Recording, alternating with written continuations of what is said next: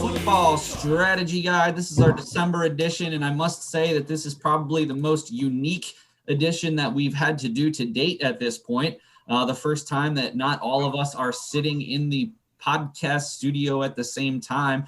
And interestingly enough, it has nothing to do with the pandemic. It has to do with the fact that we are about to get 2 feet of snow here in South Central Pennsylvania. And so for the safety of everybody, we just wanted to do this remote.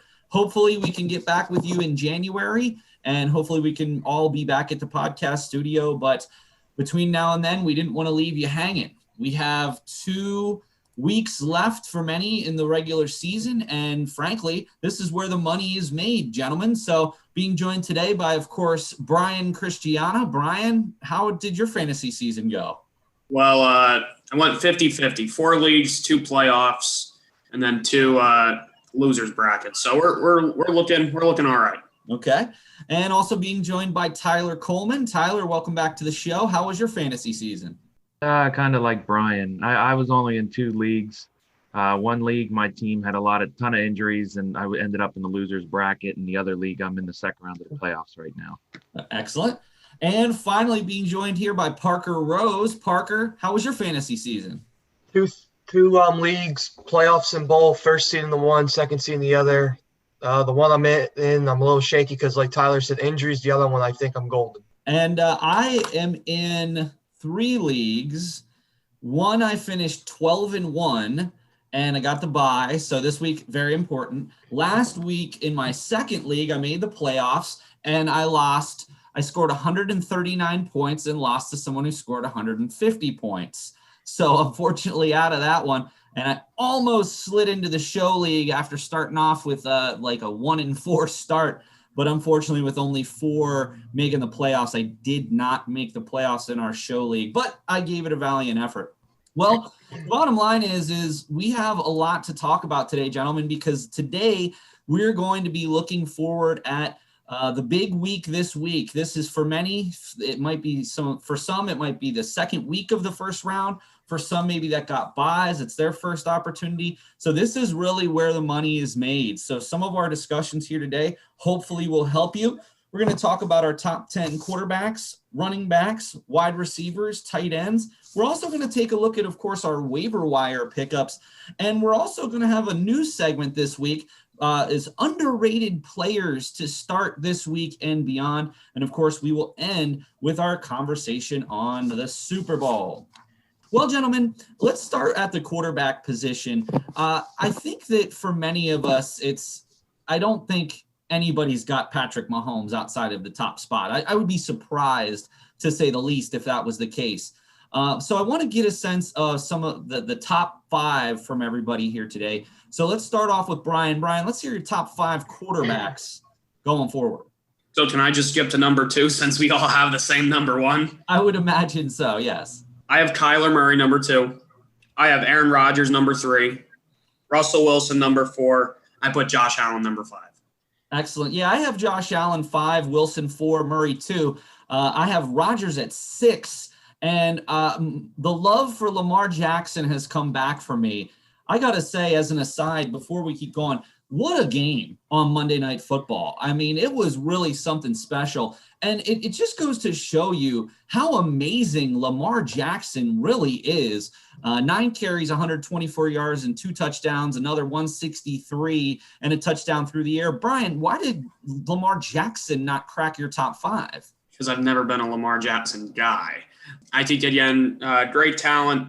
I think when I look at these guys that I have in my top 5, I mean, all 5 of them, 4 out of the 5, also do very well with on-ground performance. I mean, Mahomes does very well. Murray obviously does every week. Russell Wilson, again, a very mobile quarterback. And Josh Allen is a very underrated rusher as well. But the thing that these 5 guys have Lamar Jackson beat on consistently is passing yards. Oh, there's no question about that. I just think what's interesting is for Jackson, at least, in rushing for quarterbacks, it really does make a huge difference. I mean, you have to look at, okay, Josh Allen just this last week, for example, his last 3 weeks rushing, Brian, 32, 11, and 28.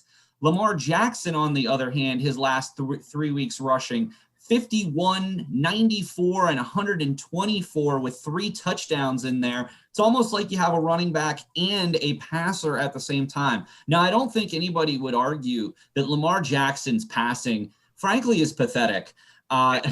He missed how many wide open receivers on the Monday night game, but only attempted 17 passes.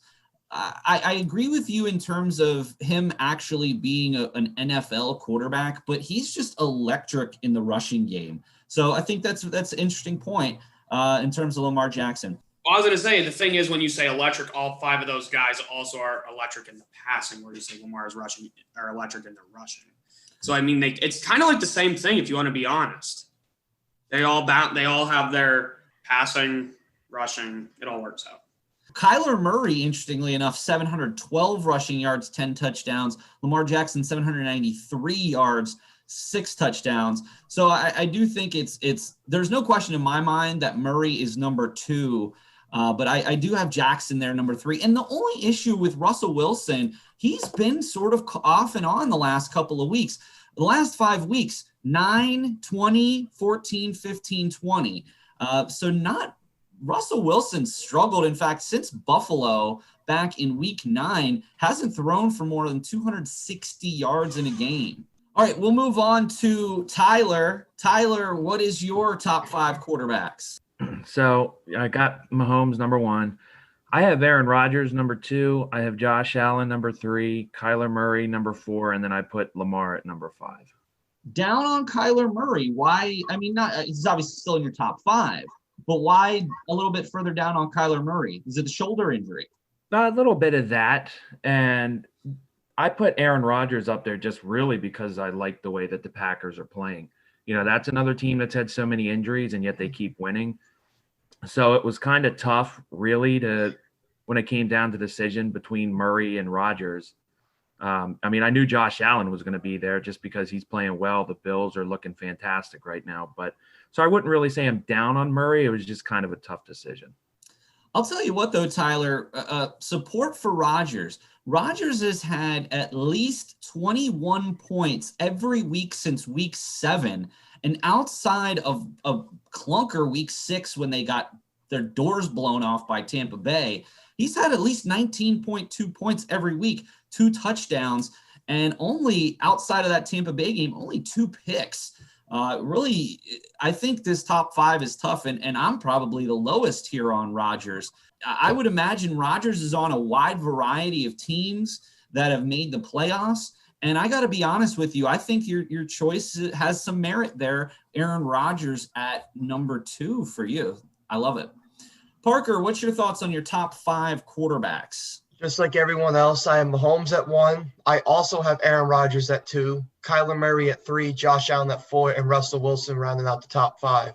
And you're low on Jackson there as well. What is your beef with Lamar? I'm low on Lamar because he was out for a few weeks because with the COVID stuff. So I can't really rate a high quarterback in the top 5 if he hasn't played with being on the COVID list. He only missed 1 week. That was the Steelers week. Like what Brian also mentioned too, there's also more talent that's ahead of him. Jackson's getting sacked a lot. He's missing wide open passes. Yeah, he's good on his feet, but besides the point, even against the Browns, he was also getting sacked, slipping and falling until he finally changed the cleats and he was able to finally run after that. You know, I'm glad you brought that up. Was that odd to anyone else? I mean, he must have slipped and fell 5 or 6 times in that game. It was actually pretty incredible that they waited until almost halftime seemingly to get some different cleats on the guy. I mean, we've seen this in basketball a lot, where a lot of NBA players, college basketball players will change their shoes and will make an impact. I mean, we've seen Zion Williamson last season with Duke or 2 seasons ago when his shoe literally exploded. Yeah, I know. So, I mean, if that's what it's going to take for him to do well in that situation, you got to do what you got to do at the end of the day. You got to give Jackson some credit. It was an amazing comeback, and I would say right up there with a game of the year in my mind. It would probably be labeled as game of the year. The thing that people aren't talking about also is the opposing quarterback in that game. Baker Mayfield has stepped up really a lot in these last couple of weeks. and someone that people should really take a look at if he's available. I got to be honest with you, Brian. The one thing that really impressed me about Mayfield was the zip that he had on his passes. I mean, I never really took Mayfield as having a cannon arm, but I mean, it almost seemed like there were times that he was throwing the ball too hard for his receivers to catch. I mean, his receivers outside of Landry, it almost looked like the Pittsburgh Steelers wide receivers there for a little while, that they were kept dropping passes.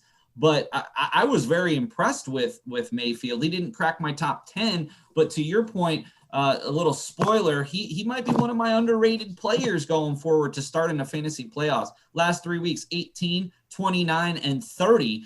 And then listen to the next 2 weeks, at the Giants and at the Jets. While both on the road, not necessarily juggernaut defenses, I think you could do worse than playing Baker Mayfield. I think a lot of that has to do with mental, Paul. I mean, it seems with Odell Beckham being down, it's really helped him in a way. So I think that what we're talking about here as far as quarterbacks, we're all pretty much in agreement of our top 6 in some order outside of Mahomes: Murray, Wilson, Allen, Rodgers, Jackson. Now, I think what's interesting here is if you are not a team that has one of those quarterbacks, where do you turn? I mean, we can look certainly at our next 5, but where are some other options for us at quarterback outside of those people? And Brian, one point I did want to make before we move to the next piece. You know who is still number 1 in average points per game from a quarterback? Dak Prescott. Dak Prescott right now still leading all quarterbacks with a 27-point average. It's almost 2 points higher than Mahomes, 2+ points higher than Murray, and 3 than Rodgers, which really goes to show you how incredible of a season he had been having to that point. And we certainly wish Prescott coming back healthy. So, Brian, I'm going to come back to you. After that top 6, and do you have Jackson at 6, did you say? 7. So who do you have the rest of your top 10 there? All right, so I have Deshaun Watson at number 6 from Houston. Tannehill at number 8. Herbert at number 9. Herbert would have been higher, but these last couple of weeks have been a little – and then number 10, I actually put Derek Carr. Interesting. And I'll tell you, on our last show, all of us were really high on Herbert. From week 7 on, 38, 21, 23, 20, 27. But the last 3 weeks, to Brian's point, 16, 4, and 15, even with 36 for 44 last week, only 243 yards and 2 touchdowns for Herbert. At Las Vegas this week, and then home for an underrated Denver defense. I don't know what my thoughts are on Justin Herbert. I do have him at 8. But I do have the golden boy, Tom Brady, at 7. I know that Brady has also been kind of down, but he's got all of his weapons back and, frankly, a pretty easy schedule the rest of the way.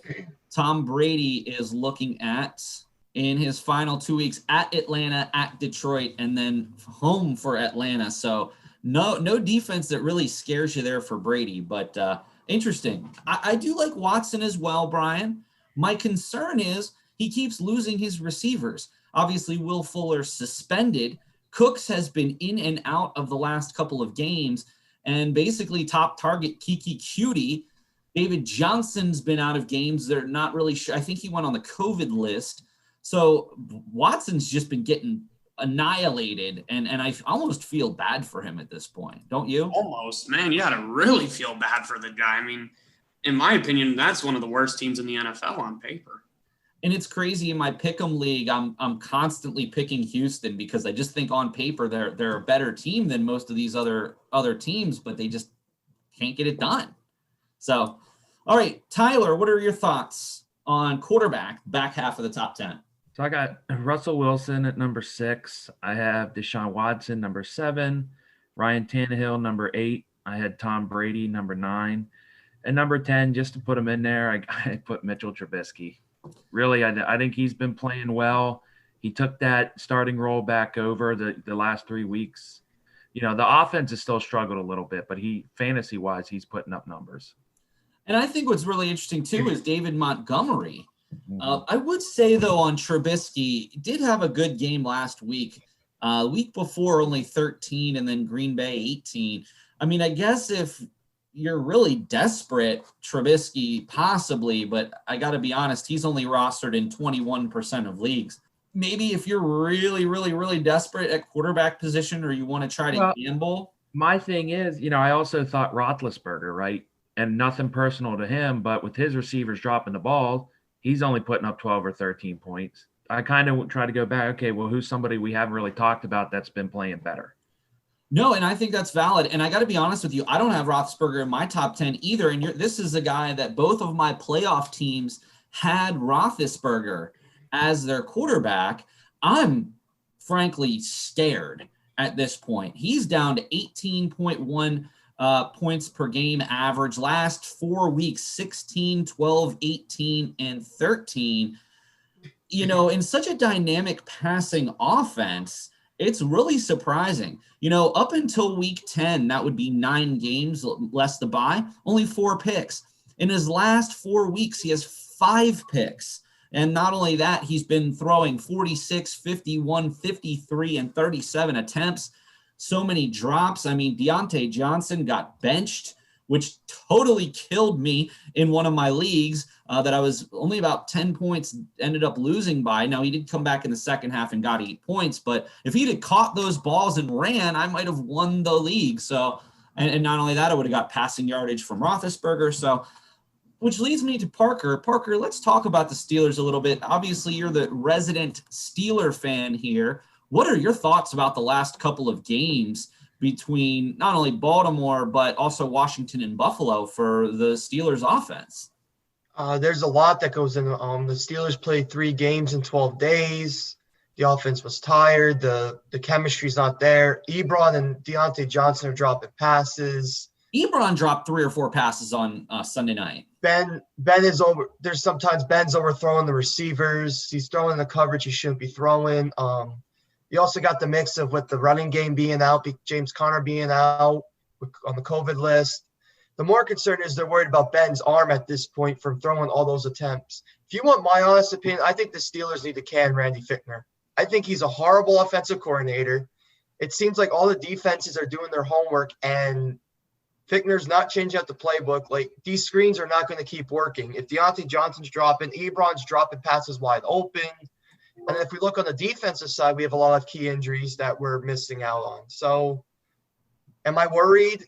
Yes. We clinched a playoff spot. Yes. We're still first in the division. Yes. But at the end of the day, I don't want us losing our top seed in the AFC North, at which the fear is it could happen. Well, and I think that you have a reprieve there that the Ravens did beat the Browns, but I doubt that they're going to lose that top seed. But I don't really know how much that, other than the home playoff game, I don't really know how much the seeding really even matters all that much with, frankly, very few, if any, fans. And already said that they're not, I don't believe they're going to allow the general public into any playoff games. I wonder how much that really even helps at this point. So well, I don't think it's just basically about the home games. I think you also have to worry about some of the teams at the bottom of the order, because right now, like, the Chiefs have the number 1 seed as of right now, and the Steelers are number 2. Well, they would be playing Miami. I would be a little nervous to be playing Miami, whether you're home or on the road. So I think that's something you have to worry about, who's sitting down at the bottom of the lineup. Absolutely. All right. Well, we have about 10 minutes left in this segment, so I do want to move on to running backs. I don't, again, want to assume here, but I'm assuming, and tell me if I'm wrong, that our top 3 all have in some order Derrick Henry, Dalvin Cook, and Alvin Kamara. Am I fair to assume that, gentlemen? Right. Mm-hmm. So I have actually moved Derrick Henry up to number 1, Cook to 2, and Kamara to 3. I had, in our last podcast, I had Kamara 1. I am actually really concerned about Alvin Kamara. Basically, ever since Drew Brees has gone out, Kamara has basically split time with Latavius Murray. I would say I'm a little bit more happy this week because he did get into the end zone, 11 for 50 and a rushing score. did have 7 catches for 44. But the 3 previous games, gentlemen, he had 3 catches, 0 against Atlanta, 1 for -2 yards against Denver, and 2 for 9 at Atlanta. He did have a decent week, 22 points. I guess that's decent for Alvin Kamara. But how concerned are we here with Alvin Kamara? I'm concerned until Drew Brees comes back. I'm going to be completely honest. Yeah, because with Taysom Hill being in as quarterback, when they get down in the end zone, Taysom Hill's taking it himself. He has a big body frame that he could take it right in and don't need Alvin Kamara. And like you said, splitting time with Latavius Murray. Like I even said, with Michael Thomas coming back and Drew Brees going down, Alvin Kamara's value is going to go down. I said it. Interesting stat. Alvin Kamara has not gotten to 100 scrimmage yards for 6 consecutive games. That's very, very worrisome. And you have to play Kansas City and Minnesota. Now, it's not to say that Kansas City they've got a good defense. It's not, a top 10 rush stopping defense or anything, but I'm concerned. Now, I would say that if nothing else, that game should be a shootout. So you would think that he should get 8 to 10 targets this week. Same against Minnesota. But if you're playing from behind, how much are they really going to be running the ball? Maybe a high-scoring game benefits Kamara. I don't know. But I'm actually down on Kamara, but he still does finish in the top 3. And for terms of Dalvin Cook, how can you even be concerned? He just continues to get a massive number of carries. Last 4 games, 27, 18, 32, 22. And has been in double digits every game this season. Very, very consistent. Did miss the 1 game against Atlanta in week 6. But, I mean, you could certainly make the case for Dalvin Cook being the number 1 overall back. Did anyone have Cook at 1? No, 2. So do we all have Derrick Henry at number 1? Yes. Yep. Really just surprising, I got to be honest with you, or maybe not surprising. I mean, 36 points against Jacksonville, 38 week 12 against Indy. The poor effort against Cleveland, though, 15 for 60. They bottled him up, and he is sort of boom or bust. He either has these huge games or he has rather poor games. Actually, 4th overall in average points behind McCaffrey, Cook, and Kamara, down at 20 points. So I think the rest of the way, Henry is going to be just fine. All right. How about let's talk about the rest of our top 10, gentlemen. Brian, you want to kick us off? Yeah, I put Robinson from Jacksonville. David Montgomery cracked it this time because of recent performance. Aaron Jones, Green Bay, still very valuable. Josh Jacobs, I put Eckler in there and still be valuable. Zeke, number 9, and I put Chubb at 10. How the mighty have fallen. First-round picks Zeke Elliott and Clyde Edwards-Helaire barely hanging on, if even in our top 10. Zeke all the way down at 9, Brian. As a Cowboys fan who keeps a close eye on them, what is the deal with Zeke? Offensive line. I mean, we know the offensive line has not been what it is. It's not going to be what it is for the rest of the season. I mean, you lose Tyron Smith. Travis Frederick retired at the beginning of the year. Lyle Collins, and now Zach Martin. I mean, I think we knew when Dak Prescott went down also that this was going to be a run-heavy team, and Andy Dalton just simply is not the answer. You could have a worse backup quarterback, but I think they are playing from behind. He's still having a pretty solid 14.7 points per game. But gosh, is the first-round pick. Is this the end of the line for Zeke being a first-round pick? No. I think as long as he is still the guy. I mean, Tony Pollard's production has gone up. It really has gone up. No, I was going to say, I think that's a really valuable point. I think Pollard at this point is much more involved in the offense. He's getting 8 to 10 touches a week. And in years past, Pollard wouldn't get more than 2-3 touches a game. That's really cutting it. But if you look at Brian, the last 3 weeks, 11 touches, did have 22 against Baltimore and 14. I mean, Zeke earlier in the season was getting anywhere from 25 to 30 touches a week. I'm really surprised that they have not gotten him more involved. And, Zeke has not scored a touchdown on the ground since week 5 and only 1 touchdown through the air in the last 4 weeks. I think the future of the running back in fantasy football is desperately going to change. I think that you might not see as many first-round running backs go. I think you're going to see a lot of wide receivers. I think wide receivers are going to take up fantasy. I really do. Him and Cook are really the only ones that are the lone back.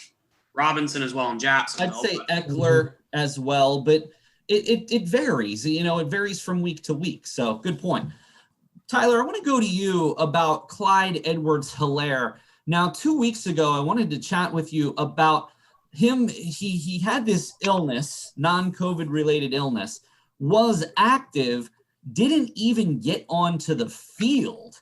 Now, fortunately, the week that I played in week 13, I didn't need that win. But gosh, how many people do you think's fantasy seasons hinged on Helaire there? I'm sure probably a few. I actually had him in my other league, and I saw that he was activated, but I still had him on the bench because I figured if he's not feeling well, they were probably still going to play Le'Veon Bell. Like, that's why they went out and signed him. So I still have him in my top 10 running backs. He just had, I think, a 14 or 15 point performance at Miami last weekend. So he can be decently solid depending on the week, but I would still consider him a pretty solid play. I have him at 10, and honestly, I was going to bench him in my league this week until I found out that Ronald Jones probably was not going to be playing due to that broken finger. I'm concerned.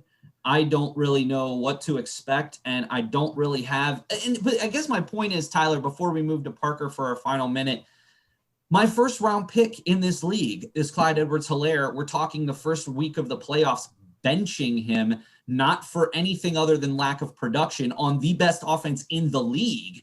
It doesn't really bode well for his future as a fantasy player. No, but I think that's something we talked about, on our podcast this season, is that the Chiefs are an offense that don't run the ball a lot, which is one reason why I think people can be down on him, because you never know what they're going to get. Now, they can get him involved in the pass game, but once they sign Le'Veon, that's not Clyde's fault. I mean, they brought somebody in to kind of help balance him out. So I think next season he's still going to be a solid pick, but then it might depend on what Damian Williams does. That'll be an interesting topic of conversation for next year. Parker, we're down to about 30 seconds here before we head to break. I just wanted to get a sense of one player in the back half of your top 10 that you wanted to highlight as far as running backs. With Kareem Hunt. I think him being the second option with that Browns offense, I think he's carrying his load pretty well. Nick Chubb and him are both going to have 1,000-yard seasons there, because Kareem Hunt's pretty close. Nick Chubb already cracked his, so I got to give it to Kareem Hunt.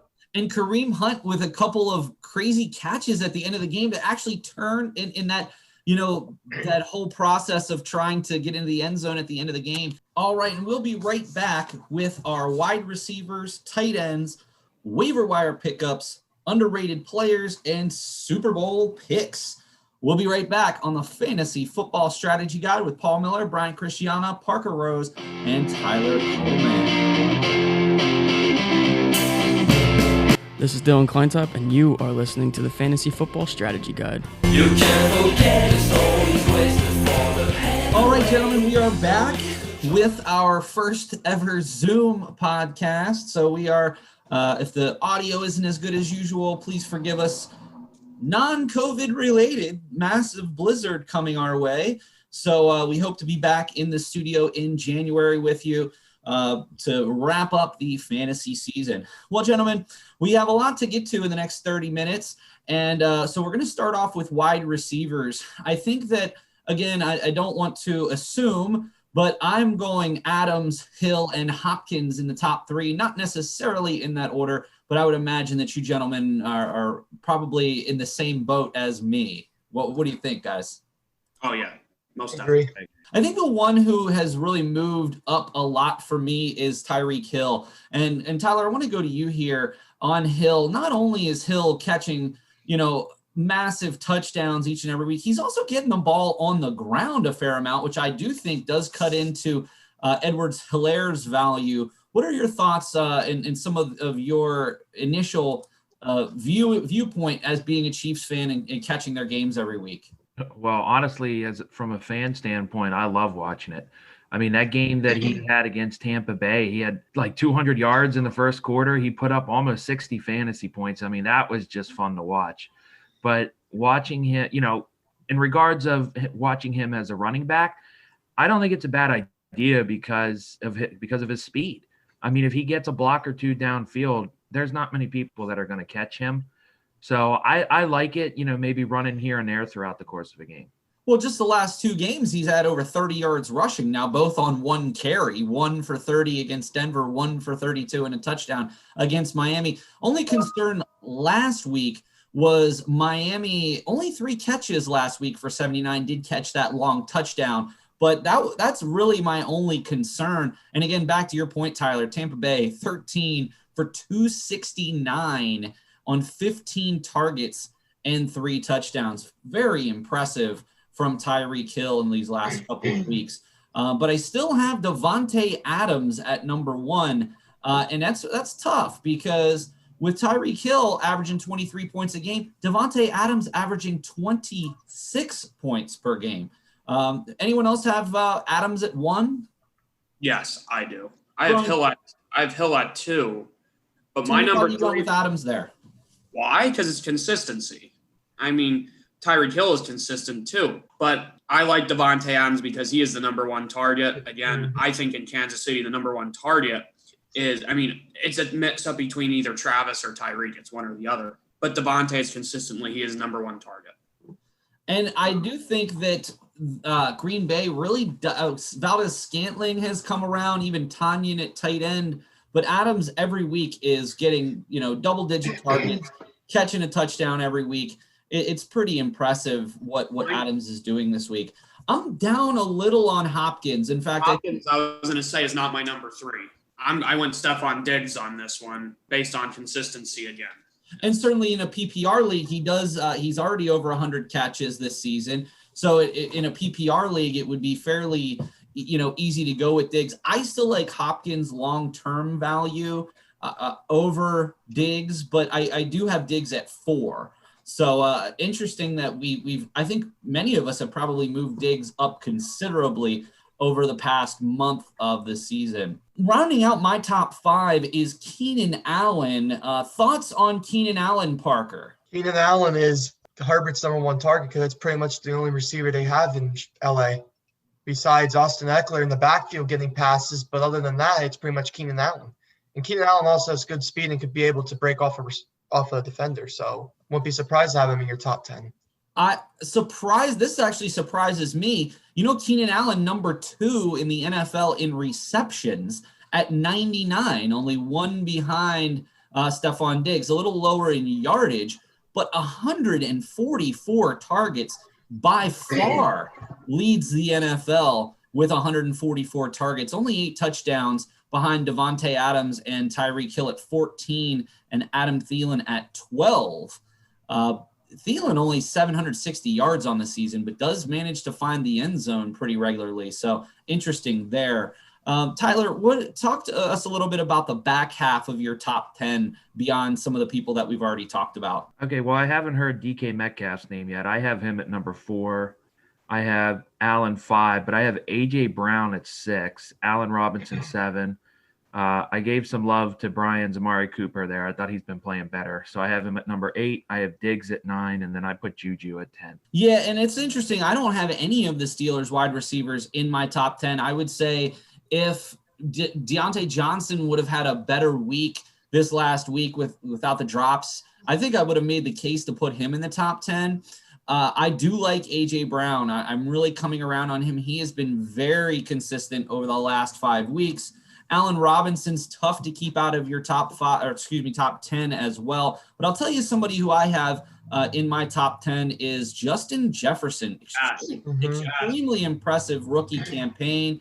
I think that it's interesting what has happened in Minnesota in terms of how that breakdown is going between Thielen and Jefferson. Jefferson already eclipsed the 1,000-yard mark with 1078. 7 touchdowns. Kirk Cousins is looking for him on deep routes. And say what you want about Cousins, you got to be honest. I think that offensively, fantasy-wise, both Thielen and Jefferson, it's pretty impressive that on a rather mediocre team, that they are able to sustain 2 solid top 15 receivers. It's very impressive to me on that. What about you, Parker? Back half of your top 10 on wide receivers. So 4, I have DK Metcalf. 5, I have Michael Thomas. 6, I have Adam Thielen. 7, I have Justin Jefferson. 8, I have Terry McLaurin. 9, I have Keenan Allen. And 10, I had Stephon Diggs. I put him at 10 because the last couple of weeks, the Bills seems like they're fluctuating between him and Colt Beasley. So that's why I put Stephon. I did want to bring up an important point, and I think that you're actually, it seems to me, Parker, the only person who actually had Michael Thomas in their top 10. I actually dropped Michael Thomas out. I was the one all along who said Michael Thomas should be a number 1 overall fantasy player coming into this year. How the mighty have fallen. First, we talk about Zeke Elliott and Edwards-Helaire. Why are you still high on Michael Thomas going into these last 2 weeks, Parker, especially with no Drew Brees? When Taysom Hill does throw the ball, besides Kamara, it seems like Thomas is the target he goes to. Even we've seen Jared Cook get some action, but I still think Michael Thomas being that number 1 receiver there, he may not be getting in the end zone, but he's still putting up yardage. I agree. I do think, though, that we are going to have to figure out in the next 2 weeks whether you're actually going to play Michael Thomas or not. You've got people down a little bit further like Amari Cooper, Robert Woods, Cooper Kupp, Robbie Anderson are people who you might actually think about playing over top of Michael Thomas. Robbie Anderson's a guy who didn't quite make my top 10, but I got to be honest with you, with some other issues, DJ Moore going on the COVID list, Teddy Bridgewater and Anderson. I mean, Anderson's a guy for me that really almost cracked my top 10. I would argue I would probably play Robbie Anderson over Michael Thomas this week. I'm very concerned about Michael Thomas. I think the one redeeming piece about Michael Thomas is that they are playing the Chiefs. Not to say that the Chiefs have a poor defense. I don't want to offend you, Tyler, but I do think that the game is going to be a shootout. So I'm interested to see what ends up happening with that. Any other thoughts on wide receiver before we move to tight end here, gentlemen? Cooper Kupp, a very valuable player that consistently like 15, 16 points. Great flats option. Cole Beasley as well. Before we move off of this, one more person I want to talk about, Julio Jones. I didn't hear a lot of him in our top 10. He has been injured the last couple of weeks. He's questionable going into this week. Thoughts on Julio Jones for the final 2 weeks of the season, assuming he plays this week? Well, the only reason I left him off my top 10 was really because he's been injured most of the season. And I think Calvin Ridley stepped up well.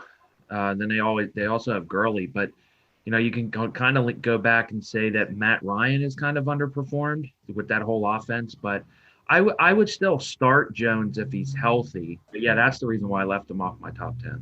Interesting. Well, lots of questions here at wide receiver. I think to Brian's earlier point that wide receiver might be the way to go moving forward after you think about first round picks. Maybe you go a little stronger wide receiver and try to pick running back up later.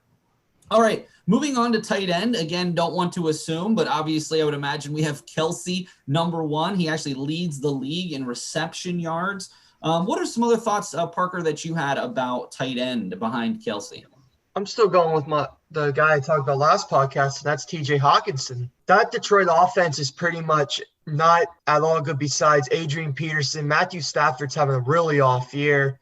And it seems like TJ Hawkinson's his number 1 target. He's putting up a lot of valuable points. And I said that I was not going to take a Lions offensive member, and I didn't have faith in Hawkinson at first, but he's been starting over Tyler Higbee since like week 3. Very good. I actually have Hawkinson at 4. Brian, what are your thoughts at the tight end position? The tight end position, fantasy-wise going into the season, it was always, we thought, Kelsey, Kittle, Ertz. After that, you were really scared. You could also put Andrews in that conversation as well. I'm a big fan, Paul. You might like this, but Logan Thomas, man, he's like same body build as Travis Kelce, in my opinion. Plays the same type of way. I've been saying this to many people. Washington is a scary team. Washington is I think the best defensive line in the NFL.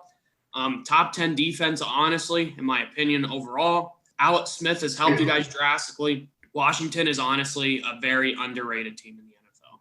What happens with Alex Smith? Did leave last week with a calf injury on his previously injured leg. So a lot of concerns about Smith.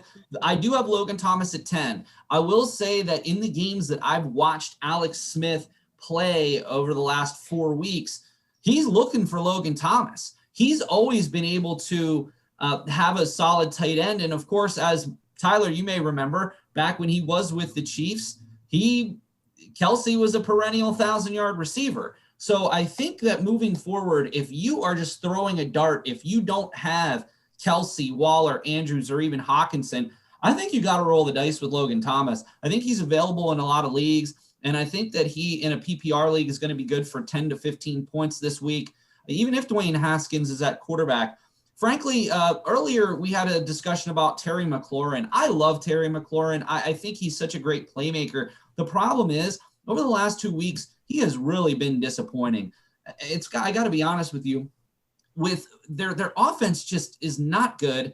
Gibson went out early in the Thanksgiving Day game, didn't come back. So that's 2 straight games that Gibson, if you had him, has been hurting you. They just are lacking offensive playmakers. I do think that helps Logan Thomas, but I'm a little bit further down on McLaurin back to wide receivers. One person I wanted to mention was Gronk.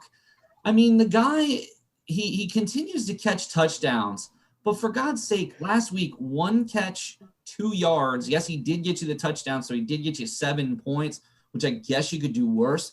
But what a really disappointing season for Gronk. I don't know if anybody else wanted to chime in about that. And what's your thought, Gronk, moving forward for the last 2 weeks of the season? This is honestly what I expected, Paul, to be honest. I think I did not have really I didn't think that this was going to be like New England, Rob Gronkowski. So this really doesn't surprise me. It's the same thing as if Andrew Luck were to come back. I really would not be surprised if he doesn't have a great season. I think the ship has sailed on Andrew Luck. I got to be honest with you.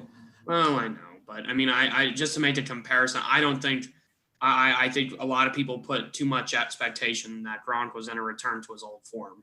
Well, I don't even know that it's so much that, Brian. I think it's just that Tampa Bay just has so many options. Exactly. They've got a great running back. They've got 3 tremendous wide receivers. I'm very glad you say that their running back is great because I think he's middle of the pack. But no, I mean, Tampa Bay, I mean, Rob Gronkowski, I mean, Antonio Brown's not putting up numbers that you would think. Evans, we'll see week to week. Godwin, I don't even know. I haven't even checked in on Godwin in a while. The thing is, though, Brady's also overthrowing them, too. Like, they're wide open, and Brady's just bombing it and overthrowing them. Like, his 20-yard passes completion ratio is absolutely horrendous. I don't like the Buccaneers play calling either. I think their offense is very uncreative. And that's what confuses me, too. Like, you would think that on paper the Bucs would be a team that would go at the end of the season 14-2. But the thing is, the problem with this is that they have Bruce Arians as their head coach, who's a great coach. You have a Hall of Fame quarterback, and you have 3 potential Hall of Fame wide receivers if Antonio Brown gets his stuff together. And you're overthrowing the ball, and here you are barely sitting in the playoff spot right now. So if the Bucs don't make the playoffs and miss, if they say they miss, there's going to be a lot of people who bet on the Bucs to do something. They're going to be very angry because they are disappointing. By that token, though, I would argue that even though the Bucs, should they slide into the playoffs, I think they can make a run. I don't have them picked that way, but I really think that's one of the teams that I think could make a serious run in the playoffs with the caliber of team that they have. And their defense has actually played pretty decent this year. But again, I will say this point too before we move on. Brady's a whole different breed in the playoffs. Tom Brady's a whole different quarterback in the playoffs. So to your point there, Professor Murray, you make a valid point. They could be a whole different team in the playoffs. That's how I feel with my Steelers. Right now they're showing the regular season, but the Steelers in the postseason is a whole different team. And I think, too, to your point, its defense does carry teams. I just think they are missing Bud Dupree badly. And Robert Spillane and Joe Hayden. Is Hayden out for the rest of the year, or is he? He's supposed to be back, but he has a concussion, so he'll probably be back around playoff. And they're hoping Spillane's back for playoff time too, because they say it's just a knee, it's not an ACL. But you do make a point. Bud Dupree was a big destroyer to our offense. Thankfully, we have our front 7 healthy. Like we have Hayward, TJ Watt, Tyson Alualu, and all them still healthy. But secondary, we're hurting, and same with the linebacker position. Well, one final point that I wanted to make, Mike Gesicki, Penn State alum, is really been turning it on over the past several weeks. Tyler, I know that you're a fan of Gesicki. Tell us a little bit about your thoughts on Gesicki for the last 2 weeks of the fantasy season. I'm impressed with what he's been doing. I mean, when they just made the decision to start Tua, he seems to be looking for Gesicki a lot. And it kind of makes me wonder, like, Gesicki was a top target while he was at Penn State, really, because of how big he is. So especially when you get down around the end zone, I don't know why it took so long for them to start saying, hey, maybe we should throw to this guy more often. But I'm not surprised that he's starting to take off. You know, I watched him at Penn State. He was a great player, and I'm happy to see him having the success that he's having. Yeah, I actually have Gesicki in at 5. Hunter Henry also disappointing. I guess if you have him, you probably don't have too many other options unless a guy like Logan Thomas or even Robert Tonyan is out there on your free agent waiver wire. I guess you got to roll with him. He's usually good for 10 points in PPR, but I think I'm surprised with the numbers that Herbert is putting up that Henry hasn't had a better season. But all right, let's move on. We have about 8 minutes left in the podcast, gentlemen. I want to really focus on waiver wire pickups here. We're looking at people who are less than 50% owned in leagues. And I want to go around. We'll each do one, and then we'll maybe go around a second time. So Tyler, tell me, going into this all important week, who is the number one person that you would focus on your waiver wire pickups for the week?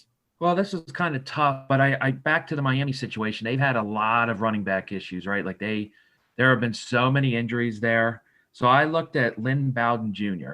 Now he's only rostered 1%, but they brought him in last week against the Chiefs. He put up 15 points.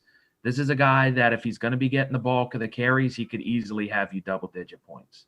I think what's interesting about Miami is how many different running backs that Miami has started and have been fantasy viable. Gaskin on the COVID list, did come back after the knee, had a good week, now on the COVID list. You had Ahmed there for a little while. You had Jordan Howard before he was cut.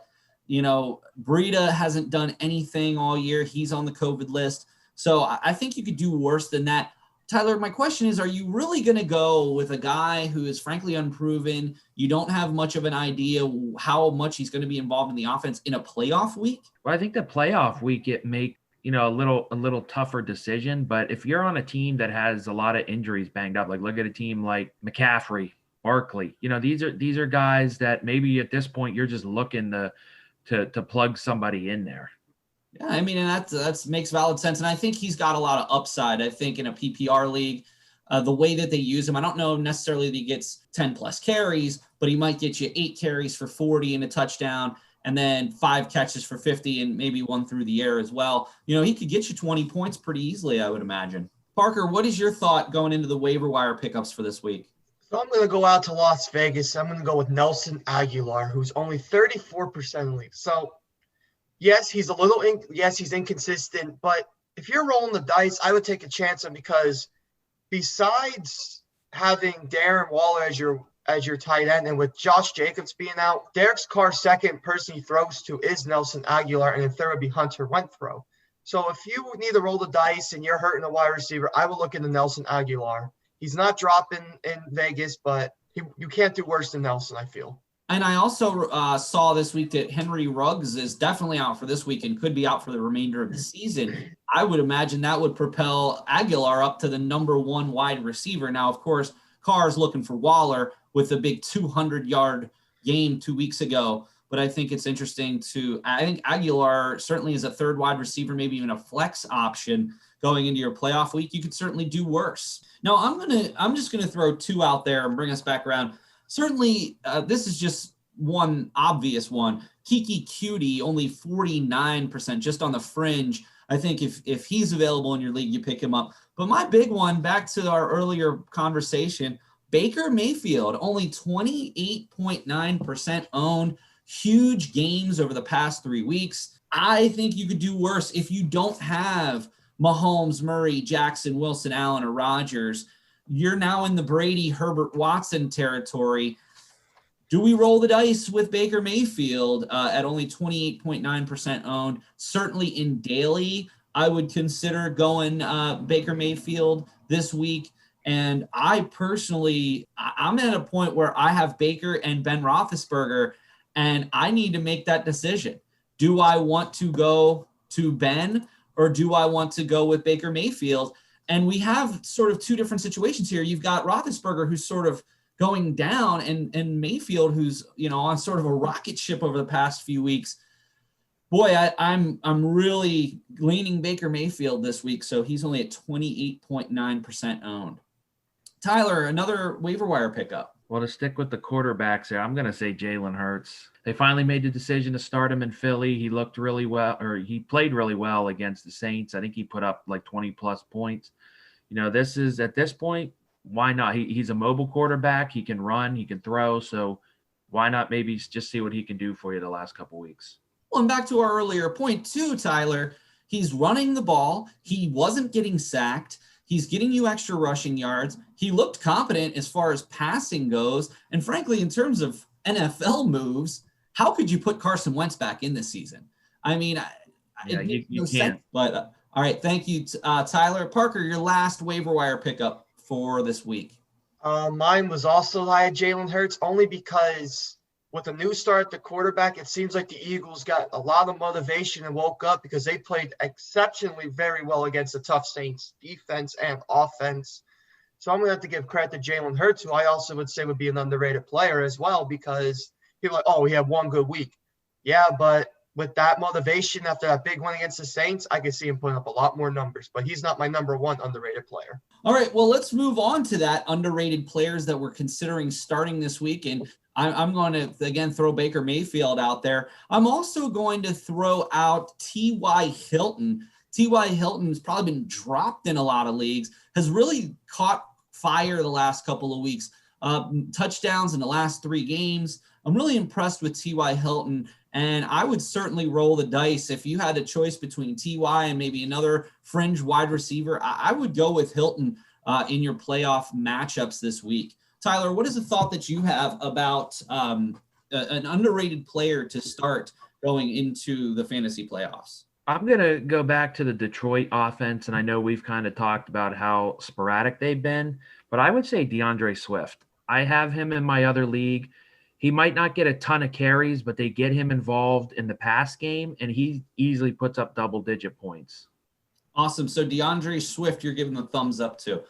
Parker, give me an underrated player to start going into the playoffs this weekend. I'm going to go out to LA and go with Los Angeles Rams and Cam Akers. I would start Cam Akers this week because the last few weeks he's doing really good, consistent play, and he's going up against a Jets defense. Would definitely have him as a starting running back for this week, especially when they just said that Connor's questionable with the quadriceps injury, and he didn't play exceptionally well. I just picked up Cam Akers, and I am starting him for this week. I think my only concern with Akers is last week was the first time that he ever had a full load. You still have Darrell Henderson there and Malcolm Brown. I'm not sold on Akers. I think if you have him and you don't have, maybe you have Ronald Jones who might be out this weekend, I think Akers is a good fill-in, but I'm not convinced that he's going to get the full workload. I'd need to see it before, and I don't know if I would personally be happy with playing him, but definitely a good pick. Well, gentlemen, we're down to the last 2 minutes of the show. I want to go and hear who do you have in the NFC, AFC title games, and who do you have taking it home? We'll start with Tyler. I changed my Super Bowl pick. I was originally riding with the Chiefs and the Seahawks. I'm a big fan of Russell Wilson. Unfortunately, I think his play's fallen off a little bit. I mean, that loss they took to the Giants a couple weeks ago was pretty rough. So I changed it to the Chiefs and Packers just because of the way Aaron Rodgers is playing. I would like to see the State Farm Super Bowl there with Mahomes and Rodgers. So I think that would be an interesting game if it happened. Excellent. And I'm assuming you taking the Chiefs to win it all? I'm going to, yes. Although I wouldn't be mad if Rodgers got another ring. Awesome. So you have Green Bay and the Chiefs with the Chiefs taking it. All right, Parker, what are your thoughts? I'm confident the AFC Championship picture is still going to be Pittsburgh and the Chiefs, even though the Steelers are playing poorly. But like I said, the Steelers are a whole different team in the playoffs. So when it comes down to the Super Bowl, I am also making my Super Bowl changes. I had the Bird Super Bowl between the Seahawks and the Ravens. Seahawks, they lost the games they shouldn't have lost, but I'm going to put Aaron Rodgers and the Green Bay Packers from the NFC. And the AFC, I still think the Steelers are going to the Super Bowl. Not because I'm a fan, but I feel that if we get everybody healthy, I think we're going to have a repeat of a Big Ben Aaron Rodgers Super Bowl. Awesome. And who do you have winning it? For how much I want to say my team will win it, Aaron Rodgers is on a different level. I can see the Aaron Rodgers and the Packers pulling out with a 28-21 victory over Pittsburgh. A lot of Packers love here. All right. I'm going to go with, in the NFC title game, Seattle and the Rams. I'm impressed with the way the Rams have played. Obviously, their defense is top-notch. AFC, I'm going to go with the Chiefs and Buffalo. I was very impressed with Buffalo's victory. I think this is the year they get over the hump, but they don't get over the full way. Of course, it's going to be this Chiefs, and I'm still riding with Seattle, and I'm going to take Seattle to win it all this year, even with some of their down performances. I think Russell Wilson gets it together. I think their defense pulls together in the end. I'm going to go with Seattle, boys, so we'll see how that goes. Well, listen, this has been a wonderful season of the Fantasy Football Strategy Guide. Our intention is to come back in January during the playoffs and kind of wrap up the fantasy football season. So, Tyler, thank you so much for being a part of this show. And Parker, thank you as well. I'd also like to send a thanks out to Brian Christiana, who did have to step off of the podcast. But, gentlemen, thank you so much for being a part of the show this season. Thanks for having us. I mean, it's been fun getting, it's been a crazy season, but we were still able to make it work. So thank you guys. It was indeed a crazy season, especially with injuries in the league and COVID. Well, I wish you both the best in your rest of, if you made the playoffs in any of your leagues.